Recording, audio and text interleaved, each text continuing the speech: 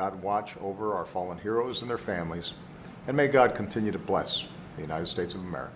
Because in our systems of checks and balances, someone must always watch over the watchers, especially when it comes to sensitive information.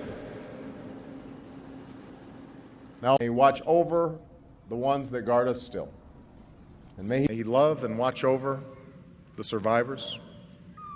And may continue to look for ways to reach out to them and to their families, to wash over them in what I call this sea of goodwill that I know exists in the country.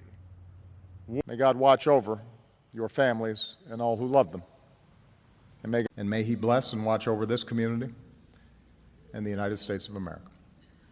God bless you, and may He watch over our two great nations. Thank you. As we do, may God hold close those who've been taken from us too soon. May He comfort their families, and may He continue to watch over these United States of America. May He comfort and watch over these families. He's without his helmet, standing in the open, exposing himself to enemy fire, standing watch over a severely wounded soldier. Love never ends.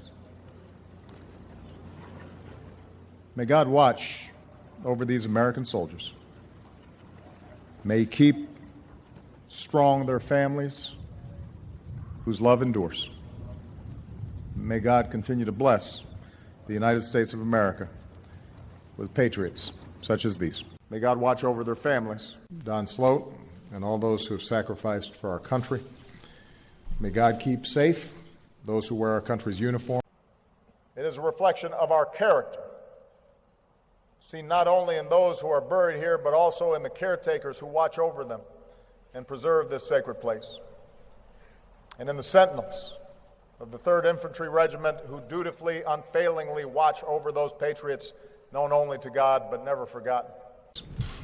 May God continue to watch over this country that we love. May He watch over this country that we call home. May He watch over these faithful families and all who protect us. And may God forever bless the United States of America. May He watch over our veterans and all who stand guard on our behalf.